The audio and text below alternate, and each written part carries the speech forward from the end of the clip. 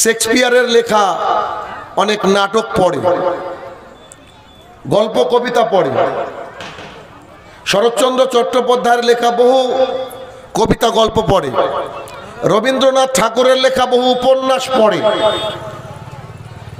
এই ইন্টারনেটের জগতে নানান পৃথিবীর সেলিব্রিটি যারা মানুষ মনে করে, যাদেরকে সেলিব্রিটি হতে পারে, তারা কোনো ফিল্মের হিরো হিরোইন অথবা কোনো খেলোয়াড়, তাদের জীবনী তারা ইন্টারনেটে পড়ে। পড়ে না শুধু কোরআন এবং সুন্নাহ, শুধু কোরআন এবং সুন্নাহ এটা পড়ে না। আপনাদেরকে আমি এই প্রশ্ন করে লজ্জা দিব না যে আপনারা শেষ কতদিন আগ পর্যন্ত বাড়িতে থাকা কোরআনটা পড়েছেন, শেষ কতদিন পর্যন্ত লাস্ট পর্যন্ত যে কবে পড়েছেন আপনি এই কোরআনটা, এটা যদি আপনাকে প্রশ্ন করি তো আপনি লজ্জা পাবেন না। কি কথা বলছেন আমার? কি একটু হ্যাঁ হো বলেন, কথা বলছেন তো? বাড়িতে সব ধর্মগ্রন্থ সব কিছু নানান কিছু আমরা পড়ি, কিন্তু আমাদের ধর্মীয় কিতাবগুলো আমরা পড়ার সময় আমাদের হয় না। তো আমাদেরকে যদি যুব সমাজ নয় গোটা সমাজকে যদি পরিবর্তন করতে চান তাহলে এক নম্বর হচ্ছে পড়াশোনা করতে হবে। আল্লাহ সুবহানাহু ওয়া তাআলা যখন কোরআনুল কারীমের আয়াত নাজিল করলেন, হেরা গুহায় রাসূলুল্লাহ সাল্লাল্লাহু আলাইহি ওয়াসাল্লাম উপস্থিত ছিলেন। এই আয়াত জানেন না এমন কোন লোক এখানে মজলিসেই নাই, জানেন না আল্লাহ তাআলা কি নাজিল করেছিলেন? ইকরা, পড়ো। আর উত্তর কি এসেছিল? মা আনা বিকারি, আমি তো পড়তে পারি না, আমি তো পড়তে পারি না। রাসূলুল্লাহ সাল্লাল্লাহু আলাইহি ওয়াসাল্লামকে আল্লাহ সুবহানাহু ওয়া তাআলা সমাজ সংস্কারক হিসাবে, একজন বিজ্ঞানী হিসাবে, একজন পৃথিবীর বুকে সোশ্যালিস্ট সামাজিক যে যারা কাজ করে মানে সোশ্যাল অ্যাক্টিভিস্ট হিসাবে যখন প্রেরণ করছেন, তখন প্রথম বাক্যটা তাকে শেখাচ্ছেন তুমি পড়ো। কেন? তুমি যদি না পড়ো তাহলে তোমার সমাজকে তুমি পরিবর্তন করতে পারবা না। এই জন্য আমরা যুব সমাজ আজকে আমাদের যারা যাদেরকে দেখছি, যারা বেপরোয়া, যারা মাতাল, যারা তাদের স্বাভাবিক জীবন থেকে অন্য জীবনে পদার্পণ করেছে, তাদের মূল জায়গা হচ্ছে যে তাদের বাড়িতে কোরআন এবং হাদিসের চর্চা নাই। আছে? বলেন, কোরআন হাদিসের চর্চা নাই।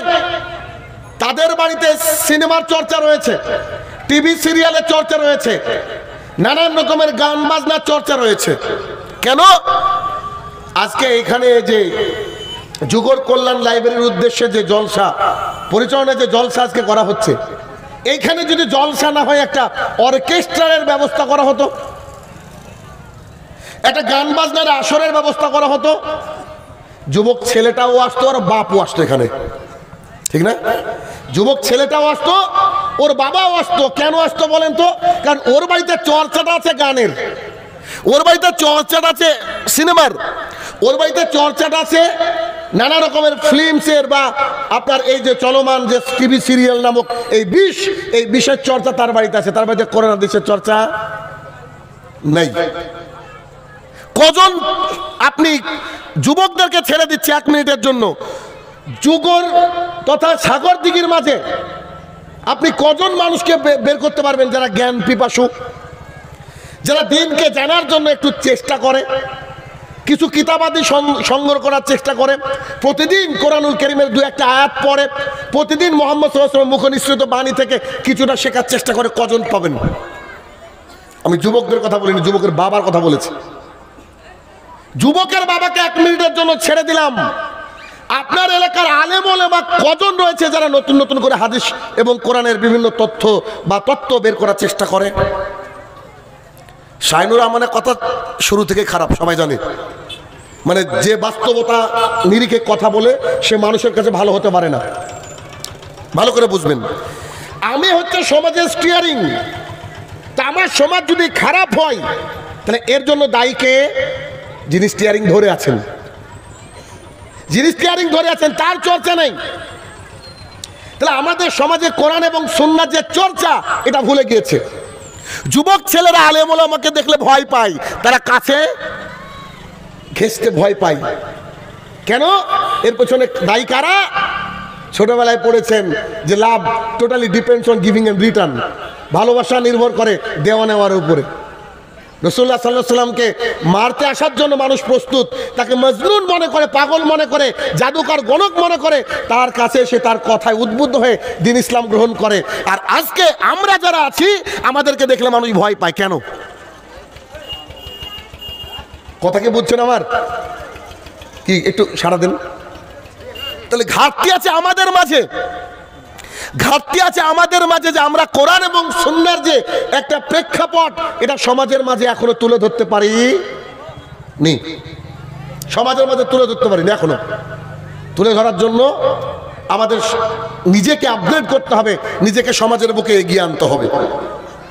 আপনি যদি বাড়িতে প্রত্যেক দিন একটু একটু কোরআন পড়েন, হাদিসের একটা দুটো অংশ আপনি পড়ার চেষ্টা করেন, আপনার সন্তান সেটাকে চর্চা করবে, আপনার সন্তান সেখানে দেখবে। কি কথা কি বুঝছেন আমার? আজকে আমার মেয়ে 6 বছর বয়সে পা দিল, মাত্র 6 বছর। হঠাৎ তার কি মনে হয়েছে আব্বুর কাছ থেকে টাকা নিতে হবে।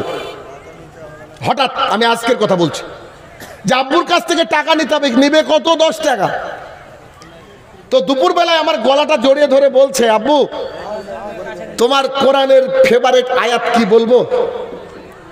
আমাকে আমার মেয়ে এই 6 বছর শুরু হলো, সে আমাকে বলছে তোমার কোরআনের সবচেয়ে ফেভারিট আয়াত কি বলবো, প্রিয় আয়াত কি? যদি বলতে পারি তা তুমি আমাকে 10 টাকা দিবা। আমার মেয়ে আমাকে বলছে যদি বলতে পারি তুমি কি আমাকে 10 টাকা দিবা? তা আমি বললাম কেন, তুমি টাকার ধান্দা করছো কেন? টাকাটা এমনি চাও, আমি তোমাকে দিয়ে দিই। বলছে না, আমি তোমার ফেভারিট আয়াতটা বলবো। তা আমি বললাম আমার কোরআনের ফেভারিট আয়াত কি বলো? তো ভাঙা ভাঙা কণ্ঠে বলছে আমার মেয়ে, বলছে ওয়ালিমান খাফা মাকামা রাব্বিহি জান্নাতান। আমি সেটার মানে যেই লোক, যে মানুষ আল্লাহ তাআলাকে ভয় করে তার জন্য 2টো জান্নাত। আমি বললাম জলসায় যখন যাব তখন টাকা দেবো, এখন না। আসার সময় ডেকে তাকে 20 টাকা দিলাম। কারণ এই চর্চাটা হয়তো আমার বাড়িতে কিছুটা আছে। আমি আপনাকে উদাহরণ দিয়ে বুঝাচ্ছি। আমার ওই মেয়েটা বলছে যে আমাকে 10 টাকা নিতে হবে। তো কি বলে নিব? আব্বুকে একটা কিছু ধাঁধা ধরি, একটা কোশ্চিন করি। তো আমরা খারাপ, আমরা নিজেরা খারাপ। আমরা যদি আমাদের সমাজকে পরিবর্তন করতে চাই তাহলে আমাদেরকে কি করা লাগবে? আমাদেরকে আপগ্রেড হওয়া লাগবে। আপনারা জেনে অবাক হবেন, আমাদের জলঙ্গির বুকে আমরা 3টে মসজিদকে পরিচালনা করি। একটা আমার মসজিদ নামে পরিচিত আমার বাড়ির সাথে, একটা আমাদের ইসলাম মসজিদ নামে পরিচিত জলঙ্গি বাজারের মেন জায়গায়, একটা কীর্তনীয় পাড়ায় একটা মসজিদ, মসজিদ আল হামিদ বলে পরিচিত। এই 3টে মসজিদের যতজন সদস্য, একজনও 5 ওয়াক্ত সালাত আদায় করে না এমন একটাও নাই।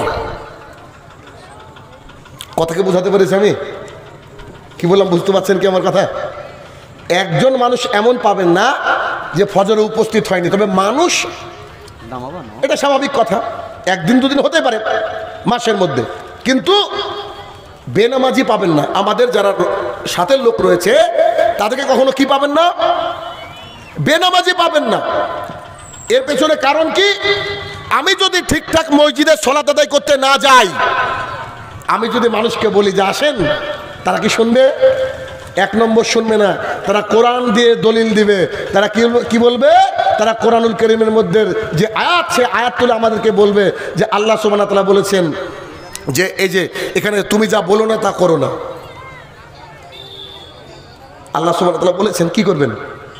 তাহলে 1 নম্বর যে পয়েন্ট, সেটা কি? আমাদের সবাইকে পড়তে হবে। পড়ার কোনো বিকল্প নাই, পড়ার কোনো বিকল্প নাই। পড়াটা আমাদের জন্য জরুরি। এই লাইব্রেরিতে আমি এসেছিলাম আজ থেকে 3-4 বছর আগে, বস্ত্র উদ্বোধনের সময়। সেই সময় এই লাইব্রেরিতে সদস্য সংখ্যা ছিল 150-র আশপাশে। আজকে সদস্য সংখ্যা 46।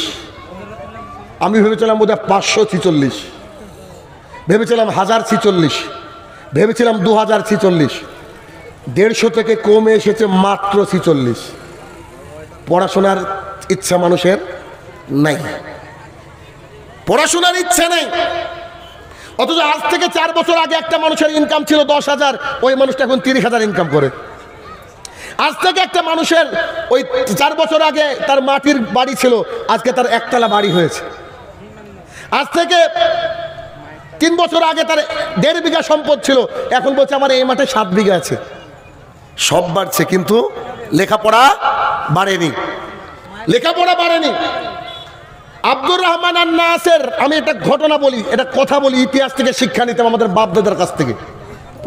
আমাদের বাপদাদা কি ছিল এটা আমাদের জন্য জানা জরুরি, আমাদের দরকার। আব্দুর রহমান আন নাসের, ওনার জন্ম 891 হিজরিতে। তিনি স্পেনকে শাসন করেন 50 বছর। কত বছর? 50 বছর। 20 বছর বয়সে একটা ইয়াং বালক, একটা ইয়াং ছেলে, 20 বছর বয়সে তিনি মসনদে বসেন, সিংহাসনে বসেন। গোটা বিশ্বের ইতিহাস আপনি জানেন। কর্ডোবা নগরীতে তিনি শিক্ষা ব্যবস্থার প্রচলন করেন। তার জামানায় 70-এর উপরে ছিল লাইব্রেরি, আর একটা লাইব্রেরিতে বইয়ের সংখ্যা ছিল 60 লাখ প্লাস। 891 হিজরির কথা বলছি, বা সামথিং এদিক ওদিকে। একটা লাইব্রেরিতে বইয়ের সংখ্যা ছিল 60 লাখের বেশি, একটা লাইব্রেরিতে। তিনি এমন এক শিক্ষানগরী গড়েছিলেন কর্ডোভায়, সেখান থেকে মহাকাশ গবেষণা শুরু হয়েছিল। কোথায় ইন্টারনেট, কোথায় ফ্যাক্স, কোথায় মোবাইল। তারপরে তারা মহাকাশ গবেষণা কেন্দ্র খুলেছিল। ইন্টারনেটের আবিষ্কার তো দূরের কথা, সেই জামানায় এত এই যে কিছু ছিল না, তারপরেও সেখান থেকে ডাক্তারি লাইনের বিভিন্ন গবেষণা সেখান থেকে শুরু হয়। তার জামানায় 120 জনের উপরে বিজ্ঞানী, 70 জনের উপরে বিজ্ঞানী ছিল তার জামানায়। 70 জনের উপরে বিজ্ঞানী ছিল তার জামানায়। 120টা স্কুল ছিল মুসলমানদের জন্য, টোটালি ফ্রি, কোনো টাকা লাগবে না, আসো খালি পড়ো। আজকে এই সাগর দিঘির বুকে এমনও কোটিপতি লোক আছে যার জাকাতে এত টাকা হয়, ও জাকাতের টাকা দিয়ে যদি মনে করে যে গোটা পশ্চিমবঙ্গের এতিমকে চালাবো, তো চালাতে পারে। পড়াশোনার খাতে যদি মনে করে খরচ করবো, তো করতে পারে। দুঃখের বিষয়, সবাই নিজেরটা বুঝছে, কেউ সোসাইটি সমাজকে নিয়ে ভাবছে না। সকালবেলায় যখন ছেলেটা মেয়েটা প্রাইভেটে যাচ্ছে, তো মা আর বাবা শিখাচ্ছে, বেটা রাস্তা দিয়ে সোজা যাবার সোজা আসবা, কে কি বিপদে পড়লো, কি করলে, এটা তোমার দেখার দরকার নাই। এটা দেখে সমাজ পরিবর্তন হবে। রাসূলুল্লাহ সাল্লাল্লাহু আলাইহি ওয়াসাল্লাম যখন নবুয়ত পাননি, নবুয়ত প্রাপ্তির আগেও তিনি একটা গ্রুপ তৈরি করেছিলেন। ঠিক যেমন করে যুগরের ছেলেরা একটা লাইব্রেরি তৈরি করেছে, সেরকম একটা গ্রুপ তৈরি করেছিলেন। সেই গ্রুপের নাম ছিল হিলফুল ফুজুল। আপনারা জানেন সেটার নাম ছিল হিলফুল ফুজুল। সেই গ্রুপ তৈরি করেছিলেন। সেই গ্রুপ চর্চা আজকে কোথায় আছে? আজকে কোথায় আছে? জলঙ্গির মধ্যে আমাদের, আমরা যে ইসলাম লাইব্রেরি, আমাদের মসজিদ, ওখানে যদি আমি খুব কম যাই, যাওয়া হয় না, কালকে যেমন গিয়েছিলাম, আমি যখন যাই বাজারে গেলেই চলে যাই লাইব্রেরিতে। ছেলেরা, বাবার বয়সের লোকেরা যখন ঘোরাফেরা করে আমার সামনে আসলে ভয় পাই। কেন? আমি দেখা হলে হয়তো সালাম দিয়ে বলবো, আজকে একটা আয়াত পড়েছেন, বলেন তো কি? আজকে একটা নতুন হাদিস কিছু পড়েছেন কি, বলেন তো? তারা ভয়ে ভয়ে থাকে। আলহামদুলিল্লাহ বই নিয়ে পড়ে, আমাদের তো বইয়ের অভাব নেই। তাহলে বই নিয়ে তারা পড়ে, কারণ চর্চা ছাড়া জাতি কখনো এগোতে পারে না। আজকে আমেরিকা, সুইজারল্যান্ড, কাতার, কুয়েত, যারা বিশ্বমানের মানুষ, যারা বিশ্বমানের দেশ তৈরি করেছে, তাদের দেশে সবাই বাসে ট্রেনে সব জায়গায় বই পড়ে, আর আমাদের সব জায়গায় কি? মোবাইল। সব জায়গায় মোবাইল। তাহলে একটা সমাজকে যদি উন্নততর জায়গায় নিয়ে যেতে চাই, তাহলে কি লাগবে 1 নম্বরে, বলেন তো? কি পড়ালাম তখন, বলেন? পড়াচ্ছি তো আপনাদেরকে, তাই না? 1 নম্বরে কি লাগবে? এডুকেশন। পড়া লাগবে, শিক্ষা লাগবে। শিক্ষা ছাড়া একটা কোনো জাতি যেতে পারে?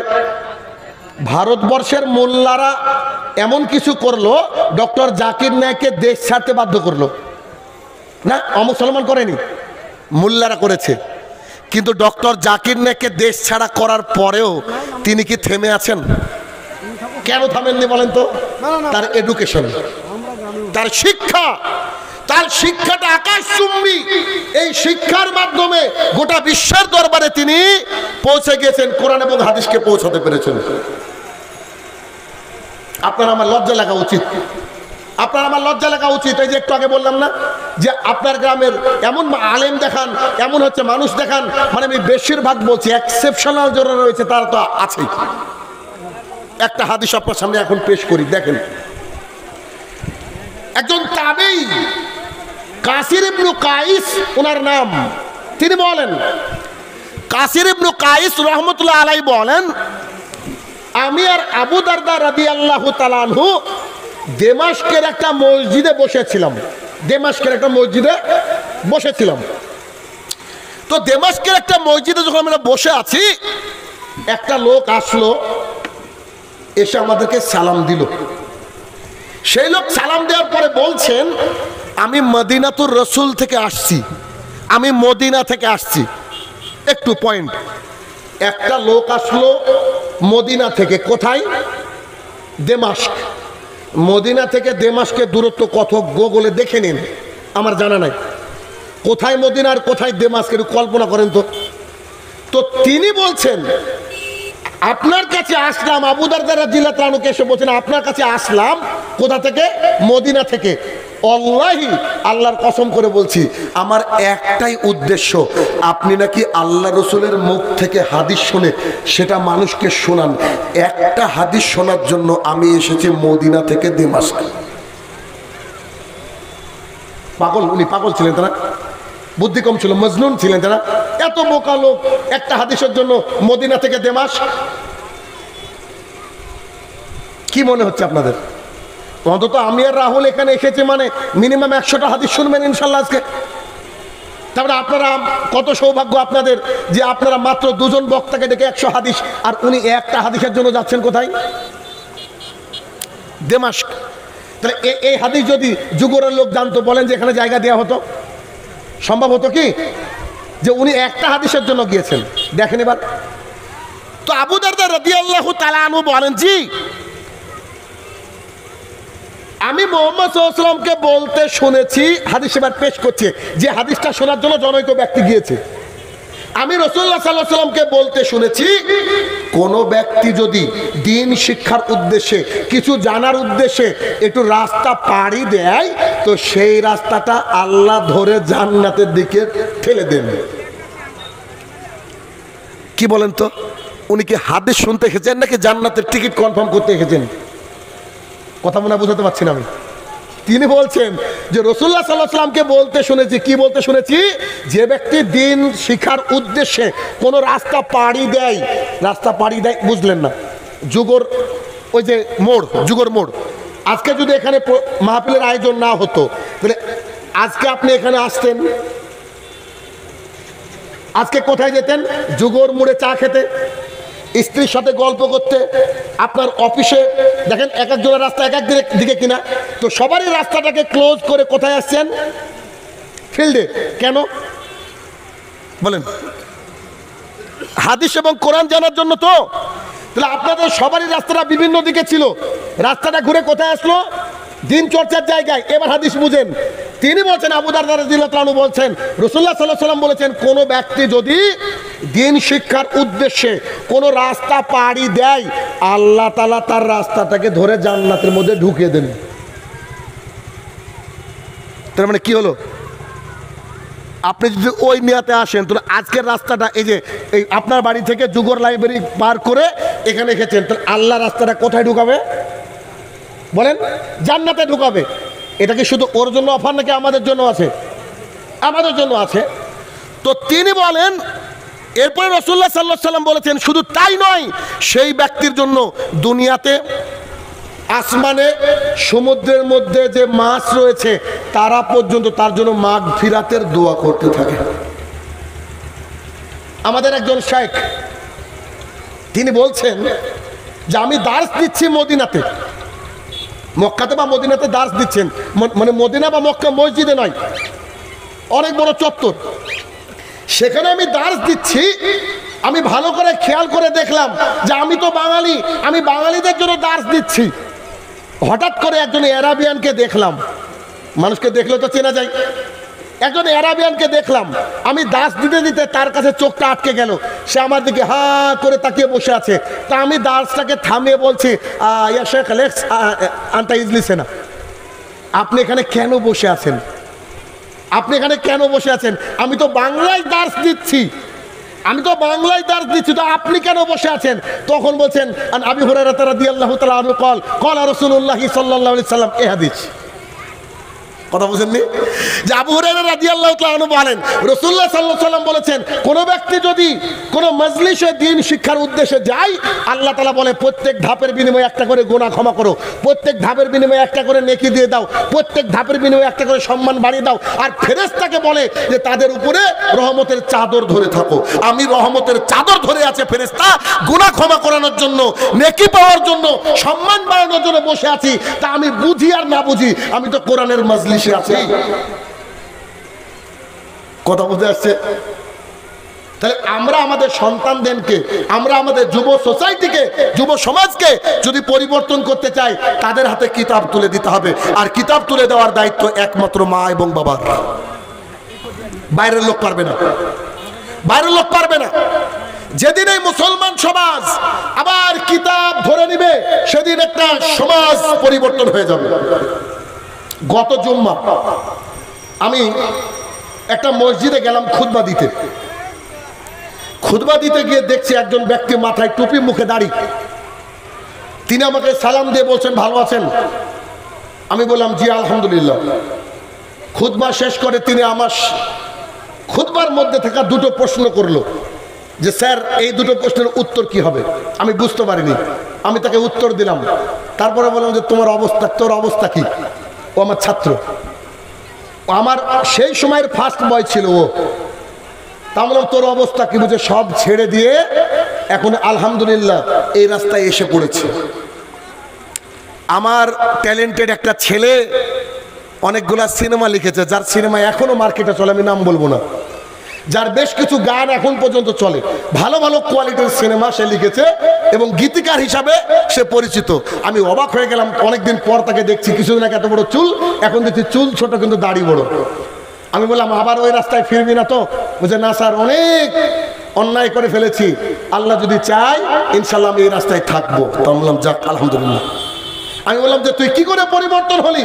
তো যে আপনার ওই লেকচার শুনেছি আর কিতাব হাতে পেয়েছি। দেখেন একটা মানুষ পরিবর্তন হবে কি করে।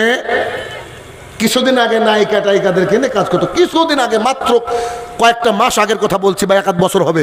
সেই ছেলে আজকে দৈনিক 5 ওয়াক্ত সালাত আদায় করছে।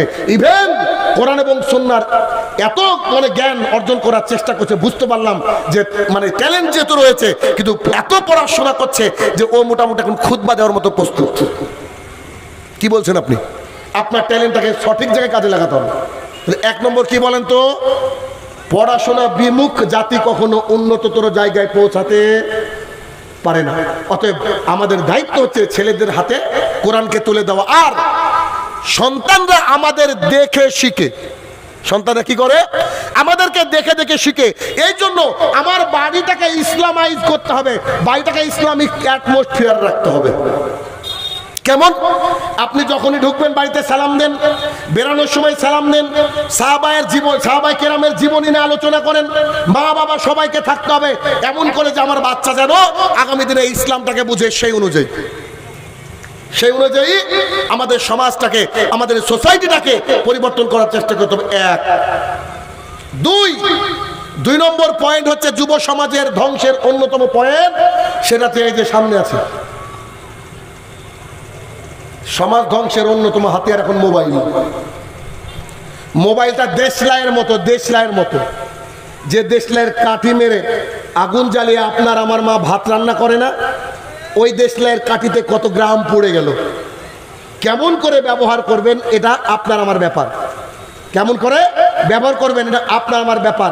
ব্যবহার যদি ভালো করেন তো এই মোবাইল থেকে কত যে কিছু আপনি পাবেন, আর যদি এটাকে ব্যবহার আপনি খারাপ করেন তাহলে এটার মাধ্যমে আপনি আমি ধ্বংসের দিকে চলে যাব। আজকে প্রত্যেক মা বাবার দায়িত্ব হচ্ছে তাদের পরিবারের কোনো সন্তানের হাতে মোবাইল তুলে দেওয়া যাবে না। সরকার 11 ক্লাস পাস করলে যে মোবাইলের কথা বলছে, যে মোবাইল দেওয়ার কথা বলছে, টাকাটা নিয়ে অন্য কাজে লাগেন, খবরদার তাদেরকে মোবাইল কিনে দিন না। আর যদি একান্ত মোবাইল কিনে দিতে হয় তাহলে মোবাইলটা আপনার আন্ডারে রাখেন, সব ফিচারকে লক করে দেন। তার যদি একান্ত বিশেষ ক্লাসের দরকার হয় তো ক্লাসের সময় তাকে মোবাইলটা দেন, বাদ বাকি সময় আপনাকে নজর রাখতে হবে যে আমার ছেলে কোথায় যাচ্ছে, কার সাথে মিশছে, কি করছে। আজকে আমরা যখন গাড়িতে আসছিলাম আমাদের একজন ভাই বলছে বাংলাদেশের কোন এক কুলাঙ্গার নাকি 3 বছরের এই ক্লাস 3 একটা বাচ্চাকে অফার দিয়েছে যে আমি তোমাকে বিয়ে করতে চাই। একজন শিক্ষক। মেয়েদের ব্যাপারে পৃথিবীর কাউকে ভরসা করা যাবে না, মেয়েদের ব্যাপারে পৃথিবীর কাউকে ভরসা করা যাবে না, কারণ মোবাইল হাতের কাছে মানে আগুন। এটা আগুন, এটাতে ভালো হয় খারাপও হয়, কিন্তু খারাপের মাত্রা এত বেশি যে এটা অনেকটা আমাদের মেডিসিনের মতো ইউজ করতে হবে। মেডিসিন ইচ্ছা করে মানুষ খায় না, অসুখ হলে তারপরে খায়। যদি বাড়িতে তেমন প্রয়োজন না থাকে তাহলে মোবাইল রাখতে হবে না। বাস্তবতা বলছি, বাটন মোবাইল রাখবেন আপনার একটা যুব সমাজকে ধ্বংসের অন্যতম কারণ হচ্ছে মোবাইল ফোন। এই মোবাইল থেকে বাঁচার জন্য কি করতে হবে? পার্সোনাল লক করা যায় সব ফিচারগুলো, ইউটিউব থেকে শুরু করে A to Z সব কিছু লক করে রাখতে হবে। ফোন আসলে, ফোন গেলে বা পাঠালে যেন ফোনে আমি কথা বলতে পারি, এতটুকু ব্যাস। নাহলে আগামী প্রজন্ম একেবারে ধ্বংসের দ্বারপ্রান্তে কিন্তু পৌঁছে গেছে ভাই, ভয়াবহ পরিস্থিতি। আর এইটাকে যদি ভালো করে ইউটিলাইজ করেন যে আপনি কোনো আলেমের বক্তৃতা শুনবেন, আপনি কোন একটা হাদিস সার্চ দিয়ে বের করবেন, আপনি হাদিস বিডি ব্যবহার করবেন, আপনি ভালো ভালো সফটওয়্যার আছে কোরআন পড়বেন মোবাইলে, তবে ঠিক আছে, এতদূর ঠিক আছে। কিন্তু আজকে আমাদের সমাজ কোথায় যাচ্ছে চিন্তা করেন। সমাজটা ঠিক রসতলে চলে যাচ্ছে ঠিক এই মোবাইলের জন্য। আর এ থেকে আমাদেরকে কি করতে হবে? সতর্কতা অবলম্বন করতে হবে। বিশেষ কোনো প্রয়োজন ছাড়া একটা ইয়াং ছেলের হাতে, একটা ইয়াং মেয়ের হাতে মোবাইল দেওয়া যাবে না। যে ইয়াং মেয়ে মোবাইল ব্যবহার করে আমি বিশ্বাস করি না যে ভালো আছে। আপনার মতামত আলাদা হতে পারে। যে ইয়াং মহিলারা, ছেলেরা, মেয়েরা মোবাইল ব্যবহার করে আমি জানি না তাদের কত পার্সেন্ট ভালো আছে, আল্লাহ জানে 1-2% হবে কিনা। হয়তো 98%, 95% তাদের মধ্যে খারাপ রয়েছে, আছে না নাই বলেন? আমরাই ফেসবুক চালাতে চালাতে অশ্লীল ভিডিও চলে আসে, ওটা আমরা দেখি না। আর যখনই আমরা দেখি এদিকে নেকি হচ্ছে না পাপ হচ্ছে, লাগাতার পাপ হচ্ছে। তাই এর থেকে কি করতে হবে? নিজেকে দূরে থাকতে হবে। তারপরে গোপন নাম্বার রয়েছে, চ্যাটিং রয়েছে। আল্লাহু আকবার! গোটা পৃথিবীর মানুষ সব দিকে নজর দেয় যে কে কোথায় দেখে ফেললো বোধহয়। মানুষ সব দিকে দেখে, শুধু দেখে না উপর দিকে। দরজা বন্ধ, দরজা লক, বাড়িতে কেউ নাই, কেউ আসবে না, চারিদিকে দেখছে একদম ওকে। তখন সে নিজের মনে পাপ করছে, অথচ উপর থেকে যে আল্লাহ সুবহানাহু ওয়া তাআলা দেখছে, এই হুঁশটা মানুষেরা থাকে না। ভালো মানুষের থাকে না, যুবক ছেলেদের থাকবে কি করে? তাহলে কি করতে হবে? 2 নম্বর পয়েন্ট, যুবক ছেলেদেরকে এই মোবাইল থেকে দূরে রাখার চেষ্টা করতে, প্রাণপণে মোবাইলটা ব্যবহার করতে হবে অতটুকু যেমন করে একটা মানুষ মেডিসিন ইউজ করে, ঔষধ ইউজ করে, এতটুকু। 2 নম্বর। 3 নম্বর পয়েন্ট, আল্লাহ সুবহানাহু ওয়া তাআলা কোরআনুল কারীমের মধ্যে বলছেন আকিমিস সালাহ, তোমরা সালাত কায়েম করো। ইন্না সালাতা তানহা আনিল ফাহশাই ওয়াল মুনকার, নিশ্চয়ই সালাত তোমাকে সমস্ত অশ্লীলতা, নোংরামি, বেহাপনা থেকে দূরে থাকে। সূরা আনকাবুত আয়াত নম্বর 45। এই 45 নম্বর আয়াতে আল্লাহ তাআলা বললেন তুমি সালাত আদায় করো। সালাত এমন একটা মহা মেডিসিন, একটা মহা ঔষধ। এই সালাত তোমাকে সমস্ত নোংরা কাজ থেকে কি করবে? দূরে রাখবে। আচ্ছা, এবার একটা প্রশ্ন, আপনারা কজন এখানে উপস্থিত রয়েছেন যাদের ছেলে সন্তান আছে, ছেলের বয়স 9-10 হয়ে গেছে, 9-10 হয়েছে, ফজরে যখন আপনি মসজিদে যান তখন ছেলেকে ঘুম থেকে তুলে ওযু করিয়ে সুন্নাত পড়িয়ে বা না পড়িয়ে তাকে নিয়ে মসজিদে যান? কজন হাত তুলেন তো? বলেন সমাজ কি করে পরিবর্তন করবেন? ওই যে একজন দেখতে পাচ্ছি, একজন ভাইকে দেখা যাচ্ছে, ব্যাস হাত নামান। এবার হাত তুলেন তো কজনের 10, 8, 9 থেকে শুরু করে উপরে বাচ্চা আছে, 9 থেকে শুরু করে 25 থাকতে পারে। হাত তুলেন তো একটু। ছেলে কার কার আছে? 9 বছরের উপরে ছেলে কার কার আছে? একটু হাত তুলেন। কিরে ভাই বাজা নাকি এলাকার মানুষ? কারো ছেলে না আপনাদের? সবারই মেয়ে? এই মাত্র দুজনের ছেলে আছে মাত্র, এই দুই ভাই ছেলে আছে না? তো জালসা পড়তে দোয়া করতে হবে কোষে, মানে ছেলেই নাই আপনাদের, তাহলে সবারই মেয়ে আছে নাকি? তাও নাই, লজ্জা হাত তুলছে না। আরে কি লজ্জা! এই মাত্র 2-5 জন আমরা ভাইরা আছি, আমাদেরকে দেখে লজ্জা লাগছে। আল্লাহ সুবহানাহু ওয়া তাআলা প্রতিনিয়ত দেখছে, সবসময় আমাদের লজ্জা লাগে না। আমরা কোন ক্যাটাগরির বেহায়া, কোন ক্যাটাগরির বেহায়া? আমার ছেলের বয়স 10, এখনো বিছনায় পেশাব করে মাঝে মাঝে, ওকে আমি তুলে নিয়ে যাই মসজিদে। কেন কেন? সে যদি বলে যে আব্বু কিন্ডার জয় খাবো, এক বক্স নিয়ে যাই আমি। সে যদি বলে অমুক খাবো, তো আর ডিব্বা নিয়ে যাই আমি। বেটা তোমাকে আমি এত ভালোবাসি, তুমি জাহান্নামের আগুনে জ্বলবা, তো আমার সেই বেটার জন্য আমি জাহান্নামের রাস্তা তৈরি করে দিয়ে যাব? আমি এত বোকা মানুষ? আমি মারা যাওয়ার পর ও কি করলো এটা তার ব্যাপার, আপনার আমার তো কর্তব্য দায়িত্ব। সকালবেলায় উঠে যদি ফজরের সালাত আদায় করতে আমি না নিয়ে যেতে পারি ভোরবেলায়, তাহলে এটা আমার বিয়ে করা ঠিক হয়নি, আমি বিয়ে করেছি ভুল। কেননা রাসূলুল্লাহ সাল্লাল্লাহু আলাইহি ওয়াসাল্লাম বলেছেন 7 বছর পার হলে সন্তানকে কি করতে হবে? আদেশ করতে হবে, আদেশ করতে হবে, আদেশ করতে হবে। সন্তানের বয়স 10 হয়ে গেলে তাকে পিটিয়ে সালাত আদায় করাতে হবে, করতে হবে, যে কোনো মূল্যে। সালাত যখন আদায় করবে একটা সন্তান, আপনি যখন হাত তুলে দোয়া করবেন, সেই সন্তানও যখন হাত তুলে দোয়া করবে, সেও আল্লাহর কাছে চাইবে, আল্লাহ তুমি আমার মেধা বাড়িয়ে দাও, আল্লাহ আমি যেন আমার আব্বুর মতো হতে পারি, আল্লাহ আমি যেন ওমর ইবনুল খাত্তাব রাদিয়াল্লাহু আনহু হতে পারি, আমরা যেন উসমান রাদিয়াল্লাহু আনহু হতে পারি। এইরকম করে সে দোয়া করবে, তবে তো আল্লাহ তার দোয়া শুনবে, তবে তো শুনবে। আপনি সবচেয়ে বেয়ারা ছেলেটাকে আজকে ফজর থেকে নিয়ে যান, আমি আপনাকে গ্যারান্টি দিয়ে বলতে পারি, আপনি যদি 1টা বছর কন্টিনিউ করতে পারেন, সেই ছেলে আপনার নামকে উজ্জ্বল করবে এবং তার নিজের রাস্তাকে জান্নাতের দিকে করে দেবে ইনশাআল্লাহ। এটা আমি আশাবাদী। কেন? সালাতের মধ্যে একটা আলাদা বরকত আছে, সালাতের মধ্যে বারাকা রয়েছে, আর এই বারাকা যার মধ্যে ইনস্টল হয়ে যায়, সেই ছেলে কিন্তু খুব কম পথভ্রষ্ট হয়, খুব কম পথভ্রষ্ট হয়।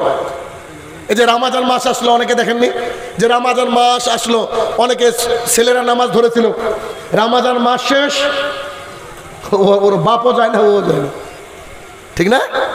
দুজনেই শেষ। এই পরিবারে বারাকা আসবে কি? আসবে না। তাহলে 3 নম্বর পয়েন্ট যেটা বলতে চাইছি আপনাদেরকে, সেটা হচ্ছে কি?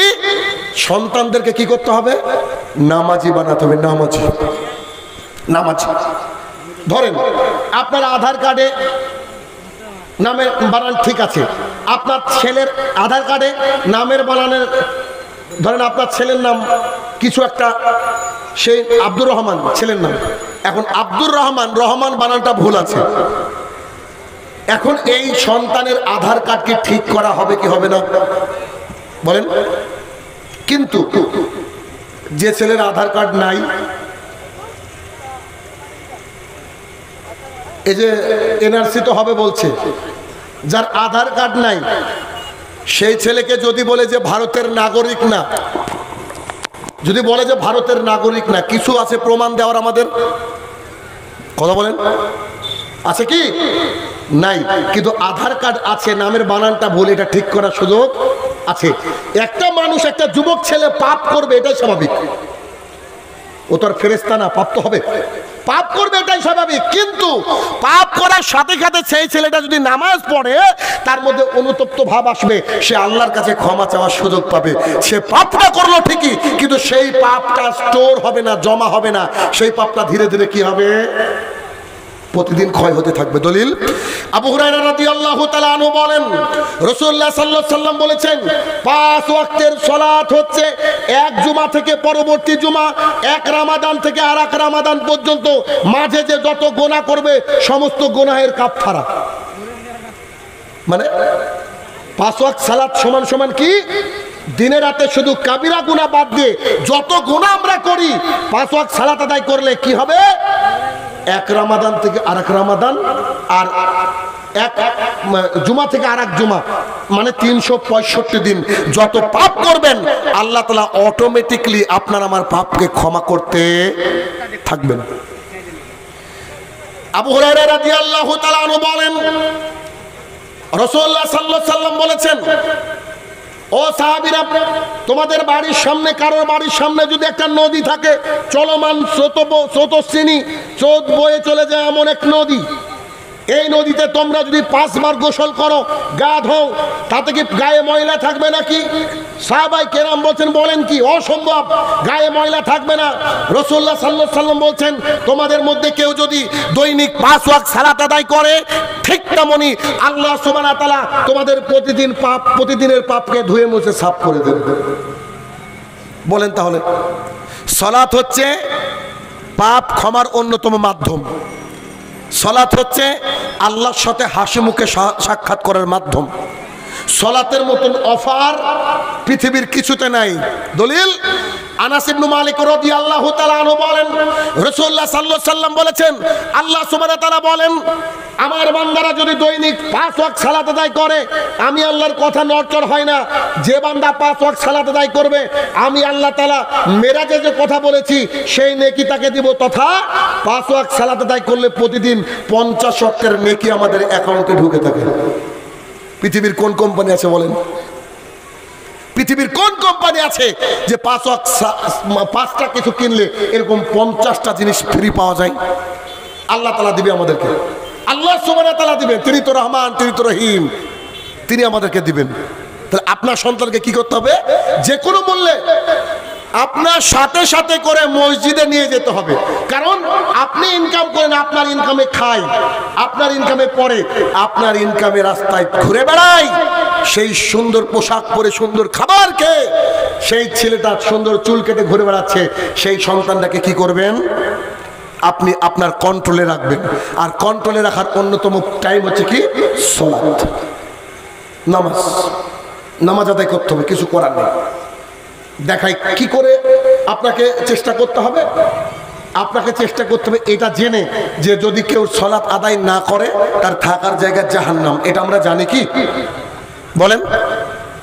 কেউ চুরি করলো, সে জাহান্নামে যেতেও পারে, আবার কেউ জেনা করলো, মহাপাপ, জাহান্নামে যেতে পারে, আবার নাও যেতে পারে। কিন্তু সালাত আদায় না করলে কোনো প্রশ্ন নাই, সরাসরি জাহান্নাম। দলিল, আল্লাহ সুবহানাহু ওয়া তাআলা বলছেন, একদল জাহান্নামীকে জিজ্ঞাসা করা হবে, মা সালাকাকুম ফিস সাকার, তোমরা আজকে জাহান্নামের মধ্যে কেন আসলে? কলু, তারা সেই দিন বলবে, লাম নাকুম মিনাল মুসাল্লিন, আমরা মুসল্লি ছিলাম না। এই সূরা মুদ্দাসির আয়াত নম্বর 42 এবং 43 আল্লাহ সুবহানাহু ওয়া তাআলা বলছেন যে সরাসরি তাদেরকে কি করা হবে? জিজ্ঞাসা করা হবে যে তোমরা জাহান্নামে কেন? তারা বলবে আমরা মুসল্লি ছিলাম না। মুসল্লি মানে যে ব্যক্তি 5 ওয়াক্ত সালাত আদায় করে, এই হচ্ছে মুসল্লি, হচ্ছে মুসল্লি। তাহলে সন্তানকে কি করেন? সালাতের আদেশ দেন, সাথে সাথে করে নিয়ে যান, সাথে সাথে করে নিয়ে যান, সালাতের আদেশ দেন, সাথে সাথে করে নিয়ে আপনি মসজিদে যান। তাহলে যুব সমাজ ধ্বংসের হাত থেকে বাঁচবে। 4 নম্বর পয়েন্ট, রাসূলুল্লাহ সাল্লাল্লাহু আলাইহি ওয়াসাল্লাম বলেন, এফাউল লোহা, দাড়িটাকে ছেড়ে দাও, ওয়াসুস সারেব, গোপটা ছাটো। একটা মানুষের মুখে যখন দাড়ি থাকে, ওই মানুষ কিন্তু আর 5টা মানুষের মতো পাপ করতে পারে না। কথা মনে বোঝাতে পারছি না আমি? একটা দাড়ি চাষা লোক না, দাড়িওয়ালারা কি সবাই ভালো সেটা বলছি না। আবু জাহেলেরও দাড়ি ছিল, রবীন্দ্রনাথেরও দাড়ি ছিল। আমি বলছি না যে দাড়িওয়ালা লোক মানে ভালো, এটা বলছি না। কিন্তু পার্সেন্টেজ হিসাবে একটা দাড়ি চাষা লোক যে কোনো পাপ করবে, কিন্তু দাড়িওয়ালা লোক যে কোনো পাপ করতে পারবে? আপনার ইচ্ছা হলো আপনি বহরমপুরে চলে গেলেন, হলে সিনেমা দেখছেন, বলেন তো শাহিনুর রহমান যেতে পারবে? এই যে আমাদের ভাই বসে আছে, ও কি যেতে পারবে? মাথায় টুপি আর দাড়ি নিয়ে হলে ঢুকছে, কি অবস্থা হবে? ভাইরাল, সেদিনই ভাইরাল ধরেন। এটা বাংলাদেশে সম্ভব, আমাদের দেশে আলহামদুলিল্লাহ এখনো সম্ভব না। দাড়িওয়ালা লোক এসে বলছে সাকিব খানকে ছাড়া বাঁচবো না। তা আমার মনে যে বুঝতে পারছেন কি গালি যে দিলাম মনে মনে। আমি যদি ইসলাম পারমিশন দিত তখন আমি গিয়ে ফোনে গালি দিয়ে আসতাম। কত বড় অমানুষ, চিন্তা করেন। দাড়ি রেখে ও ই করে। দেখবেন একটা জিনিস, দাড়িওয়ালা মানুষ প্রকাশ্যে পাপ যেমন করতে পারে না, তেমন প্রকাশ্যে বিড়ি সিগারেট খেতেও লজ্জা পায়। তবে কিছু বেহায়া আছে যারা পিএইচডি করেছে, তাদের কথা বলছি না। যারা বেহার উপরে পিএইচডি করেছে তারা তো সামনে দাঁড়িয়ে খায়, অসুবিধা নাই, সে তাদের কথা বলছি না। তবে দাড়ি থাকলে মানুষ কিন্তু আলাদা একটা সম্মান করে। যদিও গ্রাম বাংলা একটা বিষয় প্রচলিত রয়েছে, এটা ঠিক নয়, তারপরে বলছি। দেখবেন আপনি রাস্তা দিয়ে যাচ্ছেন, আপনার মুখে দাড়ি নাই, এটা আপনার ভাবি বা চাচি সাইডে কাজ করছে, কোনো টেনশনই নাই, ও কাজ করার মতো কাজ করে যাচ্ছে, আর যে দাড়িওয়ালা লোকটা যাচ্ছে মাথায় কাপড় দিচ্ছে, এও ইবলিস। কেন? আরে দাড়িওয়ালা লোকটা তো তোমার দিকে তাকাবেই না, যে তাকাবে তাকে দেখে তুমি কাপড় দিচ্ছ না মাথায়, তার মানে তুমি একটা ইবলিস। তুমি নিজেকে এখনো বুঝতে পারোনি, তুমি সম্মান করো না ইসলামের। ইসলামের সম্মান করলে তুমি বাইরে কাজ করতেই পারতাম এইভাবে খোলামেলা। তাহলে কি, সন্তানকে ছোটবেলায় থেকে দাড়ি রাখতে উদ্বুদ্ধ করুন, উদ্বুদ্ধ করুন দাড়ি রাখতে। দাড়ি যারা রাখবে, সন্তান যারা দাড়ি রাখবে, এই সন্তান আমি আশাবাদী যে ও একটা ভালো মেয়ে পাবে ইনশাআল্লাহ। কারণ এখনকার মেয়েরা বলে দাড়িওয়ালা, আই ডোন্ট লাইক দ্যাট, আমি পছন্দ করি না, বুঝে নি তোমার মেয়েই ভালো না, ওই খারাপ। তাহলে দাড়িওয়ালা ছেলে যদি থাকে, এটা সুন্দর বউ আসবে। সুন্দর মানে সুন্দরী নয়, ইসলামকে ভালোবাসে এমন মহিলা আপনার বাড়িতে আসবে ইনশাল্লাহ। তাহলে ছেলেদেরকে কি করেন, দাড়ি রাখান। আর দাড়ি কিন্তু বিরাট কোহলি মার্কা দাড়ি রাখলে হবে না, দাড়িকে কি করতে হবে, ফল্লোহা, দাড়িটাকে ছেড়ে দিতে হবে। কোনো দিক দিয়ে কাইচি ব্লেড কোনো কিছু লাগানো যাবে না, খালি জুমার দিন আসবে এটাকে ট্রিম করবেন, মানে কাইচি দিয়ে হোক বা ট্রিমার দিয়ে হোক ছেটে নেবেন, বাদ বাকি এমনি ছেড়ে দিবেন। এমনি ছেড়ে দেওয়ার পর দেখবেন, আল্লাহর কসম করে বলছি, আপনি এটাকে নোট করে নেন, কোনো ছেলে যদি আজকে নিয়াত করে যে আমি আর কিছু লাগাবো না, না তলে না উপরে না সাইডে, শুধুমাত্র জুমার দিনে এটাকে আমি কি করবো, ট্রিম করব, আর এটাকে ছেড়ে দেব, তার চেহারার মধ্যে নূর আসবে আসবে আসবে। ও কালো হোক, পেঁচা হোক, দেখতে বলে না গ্রাম বাংলায় পেঁচা, দেখতে পেঁচা হোক, তাও এত সুন্দর লাগবে, আল্লাহ সুবহানাহু ওয়া তাআলা তার মুখের মধ্যে, তার চেহারার মধ্যে নূর দিয়ে দিবে। কিন্তু যারা দাড়ি চাচ্ছে, যতই সুন্দর হোক, যেদিন দাড়ি চাচ্ছে একটু খেয়াল করে দেখবেন কেমন কেমন লাগে, বলছি না, দেখলে বুঝতে পারবেন। তাহলে কি, 4 নম্বর, যুবককে দাড়ি রাখিয়ে দেন। দাড়ি না রাখাটাও হচ্ছে তার সামাজিক অধপতনের কারণ। দাড়ি রাখলে ফিতনা থেকে বাঁচবে। কেমন? দাড়ি থাকলে, দাড়ি যদি রাখে তার গার্লফ্রেন্ড হবে না, আর গার্লফ্রেন্ড নামক ফিতনা থেকে যদি যুবক বেঁচে যায়, সমাজে অনেক কাজ থেকে বেঁচে গেল। 4 নম্বর পয়েন্ট, ছেলেদেরকে দাড়ি রাখাবেন, বলেন ইনশাল্লাহ, বলেন ইনশাল্লাহ। তার মানে ছেলে আছে মনে হচ্ছে, একটু আগে ছিল না, নাই বলে ইনশাআল্লাহ, হ্যাঁ নাকি নাই বলে ইনশাআল্লাহ বলছে, হ্যাঁ হ্যাঁ হ্যাঁ এটাই। আচ্ছা, 4 নম্বর পয়েন্ট। 5 নম্বর পয়েন্ট হচ্ছে যে আমরা আমাদের সোসাইটির মধ্যে যুবকদেরকে বেয়ারা পাচ্ছি। খুব সেনসিটিভ পয়েন্ট, ভালো করে বুঝবেন। বাবা এবং মাকে ছেলের বন্ধু হতে হবে, বন্ধু, ইকো ফ্রেন্ডলি হতে হবে। ইকো ফ্রেন্ডলি কেমন? লজ্জা পাবেন কথা বললে, আমি আপনাকে লজ্জাটা দিয়ে তারপরে যাচ্ছি। দেখেন, একটা মেয়ে 12 ক্লাস পাস করেছে, 11-এ পড়ছে, 10-এ পড়ছে, ফার্স্ট ইয়ারে পড়ছে, MA পড়ছে, হোয়াটএভার, সে পড়াশোনা করছে। এরকম মেয়ের বাবা এখানে নিশ্চয়ই আছেন, আমি হাত তুলতে বলবো না, আল্লাহ জাতি বলো, এরকম মেয়ের বাবা নিশ্চয়ই এখানে আছেন। আচ্ছা, এরকম ছেলের বাবারাও আছেন। কিন্তু কোন ছেলের বাবা, কোন মেয়ের বাবা, তার মেয়েটা আপন ঘরে পড়াশোনা করছে, বিগত 5 বছরে 5 দিন ঢুকেছেন আপনার মেয়ের কাছে, গিয়ে বইটাকে বন্ধ করে দিয়ে বলছে, বলেন আম্মিজান কেমন আছেন, কি খবর, আপনার তো খবর নিতে পারি না আমি, আপনার স্কুল কলেজ কেমন চলছে, টিউশনি কেমন চলছে, নামাজ ঠিকঠাক আদায় হচ্ছে তো আম্মাজান, আপনার কোনো অসুবিধা আছে কিনা, আপনি মানে লোনলি ফিল করছেন কিনা, একাকী ফিল করছেন কিনা, একটু আমাকে একটু বলেন তো আম্মাজান। এরকম লোক আমরা আছি, বলেন। যে মেয়ে একটু বড় হয়ে যায়, তার সাথে আমাদের দূরত্ব তৈরি হয়ে যায়। যে আমাদের সন্তানটা বড় হয়ে যায়, তার সাথে আমাদের কি হয়, দূরত্ব তৈরি হয়ে যায়। আর যখনই দূরত্ব তৈরি হয়ে যায়, তখন শয়তান কি করে, এটা সুযোগ পেয়ে যায়। আর শয়তান যখন সুযোগ পেয়ে যাবে, আপনার ছেলে মেয়ে ধ্বংস হয়ে যাবে। যুব সমাজ নষ্টের অন্যতম কারণ হচ্ছে তাদের মা বাবারা কি করে না, তাদের সাথে কানেক্টেড নাই। দেখেন, আয়েশা রাদিয়াল্লাহু তাআলা আনহা বলেন, আমরা সমস্ত স্ত্রীগণ আমার বাড়িতে, আমার ঘরে বসেছিলাম, রাসূলুল্লাহ সাল্লাল্লাহু আলাইহি ওয়াসাল্লাম আমার ঘরে ছিলেন। এমত অবস্থায় ফাতেমা রাদিয়াল্লাহু তাআলা আনহা আসলেন, রাসূলুল্লাহ সাল্লাল্লাহু আলাইহি ওয়াসাল্লামের কলিজার টুকরা। তিনি ঢুকে সালাম দিতেই রাসূলুল্লাহ সাল্লাম দাঁড়িয়ে বলছেন, ওয়ালাইকুম আসসালাম, মারহাবা, ও আমার কন্যা, ওয়েলকাম ওয়েলকাম ওয়েলকাম। আয়েশা রাদিয়াল্লাহু তাআলা আনহা বলেন যে ফাতেমা রাদিয়াল্লাহু তাআলার হাঁটাটা আর রাসূলুল্লাহ সাল্লাল্লাহু আলাইহি ওয়াসাল্লামের হাঁটা সেম, হাঁটাতে মিল পাচ্ছিলাম। রাসূলুল্লাহ সাল্লাল্লাহু আলাইহি ওয়াসাল্লাম উঠে গিয়ে কপালে একটা চুমু খেলেন, কপালে চুমু দিয়ে বলছে, আমার কলিজার টুকরা, তুমি আমার ডান পাশে বসো অথবা বাম পাশে বসো। আয়েশা রাদিয়াল্লাহু তাআলা বলছেন, আমার মনে নেই তিনি তাকে ডানে নাকি বামে বসালেন। এরপরে বলছে যে খবর কি বলো আম্মি জান। তখন বলছে, আব্বা আমি একটু বিপদে আছি, আপনি তো যুদ্ধ থেকে ফিরেছেন, অনেক দাস দাসী এনেছেন, দিনরাত পরিশ্রম করতে হয়, কাজ করতে হয়, আমি যার পারি না, আপনি যদি আমাকে একটা দাসী দিতেন বা একটা দাস দিতেন আমার একটু উপকার হতো। ও আচ্ছা তাই, আম্মা খুব কষ্ট হয় কাজ করতে? জি আব্বা কষ্ট হয়।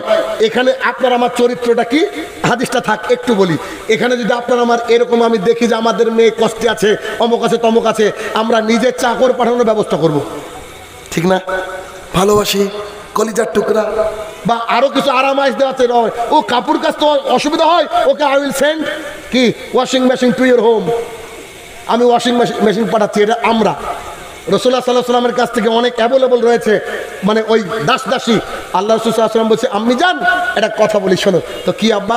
বলছি যে সুবহানাল্লাহ, আল্লাহু আকবার, আলহামদুলিল্লাহ 33 33 34 রাত্রিবেলায় যখন ঘুমাবা এই 100 করে ঘুমাবা, ইনশাল্লাহ আল্লাহ তোমাকে কাজে সাহায্য করবে। বলেন আপনি আপনারা আমরা আমাদের মেয়ে ছেলেকে এরকম পরামর্শ দিয়েছি, তার কি যে খামিয়াগুলো রয়েছে, শর্ট কামিজগুলো রয়েছে, এগুলো কি তাকে আমরা একটু যাচাই করেছি? আয়েশা রাদিয়াল্লাহু তাআলা আনহা বলেন, রাসূলুল্লাহ সাল্লাল্লাহু আলাইহি ওয়াসাল্লাম ফাতিমা রাদিয়াল্লাহু তাআলা আনহার ঘরে ঢুকলেন, ঢুকে দেখছেন যে ফাতিমা রাদিয়াল্লাহু তাআলা নাই, সরি আছেন। তিনি বললেন যে কি ব্যাপার, আমার জামাই কোথায়? তো ওই যে আপনার জামাই ওইদিকে আছে বোধহয়। তিনি কিছু বলেননি, তো তিনি গিয়ে দেখছেন যে বালির মধ্যে ধুলার মধ্যে ঘোরাঘুরি পাচ্ছে, গিয়ে বলছে, ও আবু তুরাব স্ট্যান্ড আপ, আরে মাটির বাবা উঠো। রাসূলুল্লাহ সাল্লাল্লাহু আলাইহি ওয়াসাল্লাম এভাবে লকব দিয়ে ডাকতেন, যেমন আবু হুরায়রা, বিড়ালের বাবা, ওনার নাম আবু হুরায়রা নয়। আবু জাহাল, ওনার নাম আমর ইবনে হিশাম, ওনার নাম মানে আবু জাহাল নয়, আবু জাহাল মানে যে মূর্খের বাপ, যে ইসলামটাকে বোঝে না হচ্ছে মূর্খের বাপ। সবাই আবু জেহেল, এই গ্রামে কত আবু জেহেল আছে, বলতে গেলে খেপে যাবে, কথা বুঝেননি? তো তিনি বলছেন, আরে উঠো, কি হয়েছে? আরে আমার মেয়ের সাথে তোমার ঝগড়া হয়েছে, কথা বুঝেন, আপনার সাথে তার কি হবে, ইন্টারেক্ট হতে হবে। আয়েশা রাদিয়াল্লাহু তাআলা আনহা বলেন, আর একটা হার হারিয়ে ফেলেছি, আমার আব্বা আবু বকর বাড়িতে ঢুকলো, আমি মুহাম্মদ সাল্লাল্লাহু আলাইহি ওয়াসাল্লাম এর এই মানে রাসূল সাল্লাল্লাহু আলাইহি ওয়াসাল্লাম আমার উরুরানের উপরে মাথা দিয়ে শুয়েছিল, আমাকে এমন মারলো আমার আব্বা, আমি ছিটকে চলে গেলাম। বিয়ের পরে কে বললো শাসন করা যায় না, কিন্তু আমাদের শাসন উল্টো। কি হয়েছে মা, তোমার শাশুড়ি 1 পিস মাছ কম দিয়েছে, তুমি এখনই বড়িয়া বিস্তার বানকে চলে আও, ঠিক না? আজকে দেখবেন যত তালাক ওই মেয়ের মায়ের জন্য। মিলিয়ে নেবেন আমার কথাটা, সমাজে যত তালাক বেশি বাড়ছে কার জন্য? ওই মেয়ের মায়ের জন্য, যে মা সন্তানকে পাঠিয়েছে ওই বাড়িতে, বলে তুই আয় তো বাড়িতে, যা আছে আমি দেখছি কপালে। দেখেন এই যে সিকিউরিটি না, এটা ইসলাম সাপোর্ট করে না। মেয়েকে শাসন করতে হবে, সে শাসন করার সাথে সাথে কি করতে হবে, আমার মেয়ে যেন একাকিত্ব ফিল করে না করে, আমার সন্তান যেন, ছেলে যেন একাকিত্ব ফিল না করতে পারে। তাহলে আমাদের সন্তানকে কি করতে হবে, আমাদেরকে নিজেকে সময় দিতে হবে, আমাদের নিজেকে সময় দিতে হবে। সন্তান যখন একাকী থাকবে, ওর বয়স সন্ধি, যে সময় বয়স সন্ধি বুঝেন কি, যে সময় তার শরীর মনে যৌবনের একটা বাদল বাজতে থাকে, সেই সময়টাকে বলা হয় বয়স সন্ধি। এই বয়স সন্ধি যেটা, এই বয়স সন্ধি কালে কি করতে হবে, সন্তানকে সময় দিতে হবে, সন্তানকে সময় দিতে হবে। 4 নম্বর পয়েন্ট। 5 নম্বর পয়েন্ট, এবং শর্ট করে বক্তৃতা শেষ করবো, কেন আমরা দুজন আছি, টাইম আমাদের শর্ট। আমি যদি বেশি নিই তো ওর ভাগ্যে খারাপ আছে, আর আমি যদি কম নিই তো ওর ভাগ্য আরো খারাপ আছে, আর বেশি বলতে হবে। হ্যাঁ, তো হিসাব করে আমরা চলছি, কারণ আমরা টাইমটাকে ভাগ করে নিয়েছি। 5 নম্বর পয়েন্ট হচ্ছে, আমাদের যুব সমাজ যে নষ্ট হয়ে যাচ্ছে, তার 5 নম্বর পয়েন্ট কি, একটা ছেলে বুকে হাত বেঁধে সালাত আদায় করছে, একটা ছেলে দাড়ি রেখে দিয়েছে, একটা ছেলে যুগর কল্যাণ লাইব্রেরিতে আসে, ওই বাড়ি ওই পাশের গ্রাম, তো বলছে যে আমেরিকা থেকে কত টাকা পাও, বলে না ইহুদির দালাল, ডক্টর জাকির নায়েকের দোসর, কাদিয়ানি, বলে কি বলে না। ওই ছেলেটা দাঁড়িয়ে দাঁড়িয়ে প্রতিদিন যুগর মোড়ের ওই বাস স্ট্যান্ড আছে, পাশের ওই ঘরটা আছে, ঘরের সাইডে ও সিগারেট খায়, প্রতিদিন লোক দেখে, কেউ কিছু বলে না, মনে মনে বলে যে খা, শেষ হোক। এ হচ্ছে আমাদের সমাজ, ঠিক না? দেখেছেন কি কোনো সন্তানকে যে রাস্তায় সিগারেট খাচ্ছে, অন্য পাড়া প্রতিবেশী একজন মেরে ওর গালটা লাল করে দিয়ে বলছে তোর তো বাবার কাছে? এই দৃশ্য আর আসে? এখন কেউ কাউকে ভয়ে কিছু বলে না। কেন? ওই সন্তানকে যদি শাসন করে, ওর বাবা এসে আপনাকে উল্টো বকবে। আমি যেমন একটা কথা বলেছি, কথাটা ভাইরাল, হয়তো আপনারা শুনেছেন, যেদিন থেকে স্কুলে মিড ডে মিল চালু হয়েছে ওদিন থেকে পড়াশোনার জানাজা হয়েছে। যেদিন থেকে স্কুলে মিড ডে মিল চালু হয়েছে ওদিন পড়াশোনা কি হয়েছে? জানাজা হয়েছে। কলকাতায় একজন সাংবাদিক, একজন মহিলা সাংবাদিক একটা ছোট্ট বাচ্চাকে ডেকে বলছে বেটা इधर आओ। हाँ बोलिए मैम कौन सा क्लास में पढ़ते हो? तो क्लास 3। अच्छा बेटा ये बताइए मेरे को तुम्हारा फेवरेट सब्जेक्ट क्या है? बोले मांस। বলছে বেটা তোমার ফেভারিট সাবজেক্ট কি? বলছে মাংস। তো তাই তো বলবে প্রতিদিন সয়াবিন খাই, তো মাংস তো ফেভারিট সাবজেক্টই হবে ওর। তার মানে ওই যে স্কুলে পড়াশোনা দেখেন, আজকে যদি এর মধ্যে একটা বুড়ো মানুষ থাকে যে সপ্তাহে 3 দিনও ভালো করে খেতে পায়নি, সে সকালে স্কুলে গিয়েছে, সন্ধ্যাবেলায় ফিরে গেছে, তার খিদে লাগেনি, সেই লোকটা যদি 5 পাস করে আসে ওই জামানায়, এখনকার MA পাস লোকটাকে ওর সামনে দাঁড়িয়ে দেন, পেশাব করবে, MA পাসটা পেশাব করবে। তখন ছিল শিক্ষা, এখন কোনো শিক্ষা নাই, এখন শুধু এন্টারটেনমেন্ট, খাওয়া দাওয়া আর অমুকের পোচা তমুকের পোচা, এই করতে স্কুলে ব্যস্ত। স্কুলের শিক্ষকদেরকে দেখলে মনে হয় না যে এরা কি স্কুলের শিক্ষক নাকি নেতা, ভোট চাইতে ব্যস্ত। এটা বাস্তবতা ভাই, এরাই বাস্তবতা। তাহলে কি সামাজিক শাসন, 5 নম্বর পয়েন্ট, সামাজিক শাসন আমাদের নাই। একজনের সন্তান খারাপ হলে আমরা হাসি, আমরা বলি যে বা ঠিক আছে ঠিক আছে, ও উচ্ছন্নে যাক, ওর পরিবার ধ্বংস হয়ে যাক, এই চিন্তা করি। সামাজিক ভাবে যদি একটা শাসন থাকে, এটা সমাজ পরিবর্তন হয়, এটা সমাজ পরিবর্তন হয়। ওই যে বললাম আমাদের মসজিদে 100% মুসল্লি, এটা কি? এটা হচ্ছে আমাদের সামাজিক শাসন, আমাদের মসজিদের সাথে কানেক্টেড। আমি যে আমার মসজিদের কথা বলছি, 10-12 ঘর, 10-12 জন লোক আমাদের মুসল্লি। অত বড় গ্রাম থেকে আমাদের মুসল্লি নাই, কিন্তু সবাই তো হানাফি, ডাইরেক্ট জান্নাতি, ওদের হিসাব আলাদা। ওদের খালি শুক্রবারে গেল জান্নাত, ও যা করবে তাতেই জান্নাত। আমরা তো ওই জান্নাত পেতে পারি না। এজন্য আমি আমার মসজিদে বলে দিয়েছি, যেহেতু ইমামতি আমি করি, আমার মসজিদে বলে দিয়েছি যে আমাদের মসজিদের মুসল্লিদের মধ্যে কেউ যদি দৈনিক 5 ওয়াক্ত সালাত আদায় না করে, ও যদি বিয়ে লাগে বা সন্তানের বিয়ে লাগে, তো আমি শাহিনুর রহমান বিয়ে পড়াবো না। সামাজিক বাইন্ডিংস আপনাকে দেখাচ্ছি। 2, কোন ব্যক্তি যদি আমাদের মসজিদের সাথে কানেক্টেড থাকে, আমাদের কুরবানির গোশত তার বাড়িতে যায়, সামাজিক বন্ধনে আবদ্ধ থাকে, আমাদের সাথে সমাজে থাকে, তাহলে সেই ব্যক্তি যদি সালাত আদায় না করে, ও মারা গেলে আমাদের গোরস্থানে দাফন করব না, অথবা ও যদি মারা যায় ওকে কুকুর শিয়ালের মতো পুঁতে রাখবো, তার জানাজা পড়াবো না। কথা কি বোঝাতে পেরেছি? আমাদের মসজিদে 100% মুসল্লি। কেন বলেন তো? সব ভোরবেলায় তাদের সন্তানকে হাতে করে করে আসে। কেন? শাহিনুর রহমানের চোখে যদি পড়ে যায় যে বাপ আসছে সন্তান আসছে না, তাকে ওয়ার্নিং দিব, জনাব কি হলো? তাহলে আপনি মরে গেলে আপনার মানে আমরা জানাজা করব, তো ধরে নিন আপনি আপনার সন্তান মরে গেলে যে জানাজা পড়াবো না। বুঝছেন কি বুঝছেন না আমার কথা?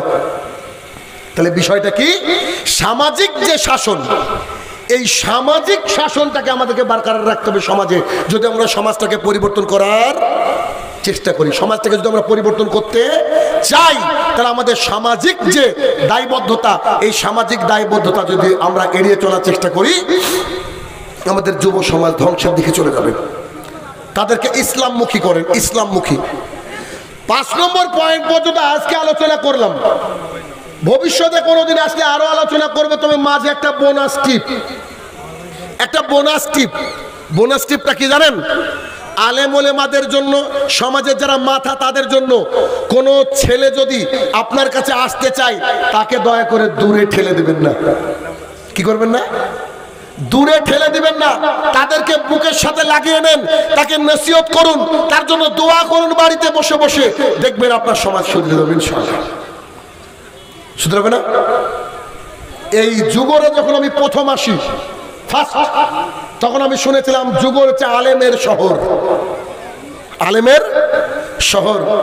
এত আলেম, এত মসজিদ, মসজিদ 1, মসজিদ 2, মসজিদ 3 আছে না এই যুগরেই তো। কিন্তু আপনি যদি বিগত 5 বছরের জরিপ করেন, যে আলেম আপনার মসজিদে খুতবা দেয়, কাউকে আমি অপমান করছি না, আল্লাহি আল্লাহর কসম করে বলছি অপমান করছি না, আপনাকে সমীক্ষা করতে বলছি, যে খতিব আপনার মসজিদে, পাশের মসজিদে খুতবা দেয়, তার খুতবার মাধ্যমে 1 বছরে কটা মানুষ নামাজি তৈরি হচ্ছে, একটু বিচার করে দেখেন তো। যদি না হয় খতিবকে পরিবর্তন করতে হবে, সমাজকে শুধরাতে হবে, দাওয়ার কাজ করতে হবে। আমরা যেমন স্ট্রিট দাওয়া করি, সেই দাওয়াতের কাজ করতে হবে। আজকে তো আপনারা লোক আছেন, আমরা স্ট্রিট দাওয়া করি, এরকম প্যান্ডেল থাকে না, আমাদের ডেট নেওয়ার জন্য মানুষ 2 বছর 3 বছরও ঘুরে, অথচ আমরা গ্রামে গ্রামে গিয়ে একটা মাইক নিয়ে, যে নেতা কিছু আছে দেখেন না, বক্তৃতা করে, লোকই থাকে না, আমি আর রাহুল গিয়ে এভাবে বক্তৃতা করি। আমাদের শুরু হচ্ছে এখন, এই আজকের এটা শেষ প্রোগ্রাম, সিজনে দিতাম না, এই যে এই ভাইদের সাথে একটা ভালোবাসা আছে তাই দেওয়া হয়েছে।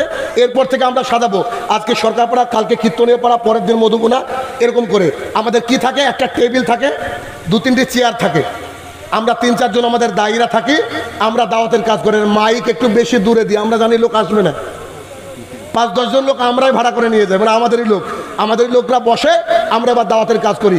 এই করতে করতে করতে আলহামদুলিল্লাহ আমাদের যে প্রোগ্রেস, একবার গিয়ে দেখে আসেন, কারণ দাওয়াতের কাজ না করলে একটা সমাজ কখনো শুধরাবে না।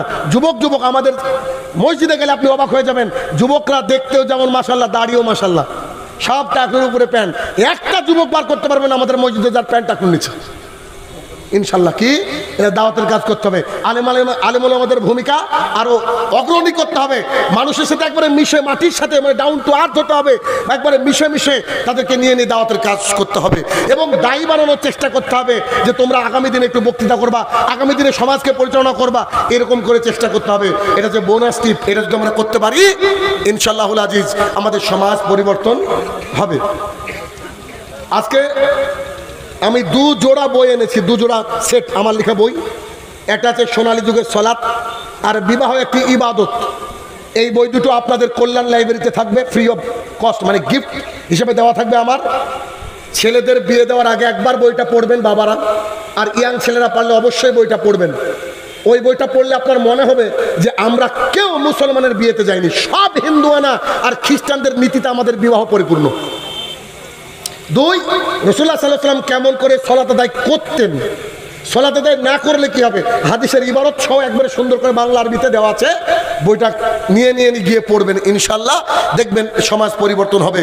হে আমার প্রতিপালক, আমরা তোমার কাছে আশাদারী হয়ে শেষে সেই দোয়া করছি, মাবুদ আমাদের সমাজ যে নৈতিক অবক্ষয়ের দ্বারপ্রান্তে পৌঁছে গেছে, আল্লাহ এই সমাজকে তুমি সাহাবায়ে কেরামের সমাজের মতো করে ফর্ম করা তৌফিক আদা করো, আল্লাহুম্মা আমিন। হে আমার প্রতিপালক, যারা আজকে আমরা এই কথাগুলো শুনলাম বললাম, সবাই আমরা যেন সেগুলোকে আমলের নিয়াতে নিতে পারি, আল্লাহ তুমি সেই তৌফিক আদা করো, আল্লাহুম্মা আমিন। হে আমার প্রতিপালক, এই যুগর কল্যাণ লাইব্রেরি এটা যেন বৃহত্তর একটা রূপ আকার ধারণ করতে পারে, আল্লাহ তুমি সেই তৌফিক আদা করো, আল্লাহুম্মা আমিন। হে আমার প্রতিপালক, আমাদের মধ্যে যে দলীয় কোন্দল, আমাদের মধ্যে যে কোন্দল, সেই কোন্দল থেকে যেন বেরিয়ে এসে সবাই মিলে আমরা দাওয়াতের কাজ করতে পারি, আল্লাহ তুমি সেই তৌফিক আদা করো, আল্লাহুম্মা আমিন। হে আমার প্রতিপালক, এই যে তোমার দাবদাহ চলছে মাবুদ, মাঝে একটু প্রশান্তি পেয়েছিলাম, আবার আমরা বৃষ্টির জন্য তোমার কাছে দোয়া করছি, আল্লাহুম্মা আগিজনা, আল্লাহুম্মা আগিজনা, আল্লাহুম্মা আগিজনা, আল্লাহুম্মা আমিন।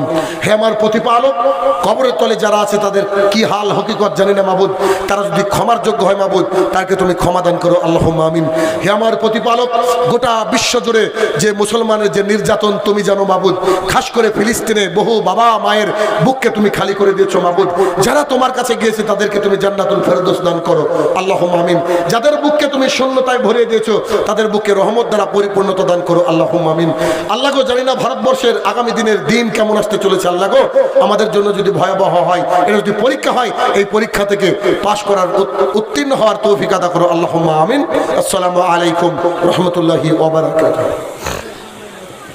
ওয়া আলাইকুম আসসালাম ওয়া রাহমাতুল্লাহি ওয়া বারাকাতুহু।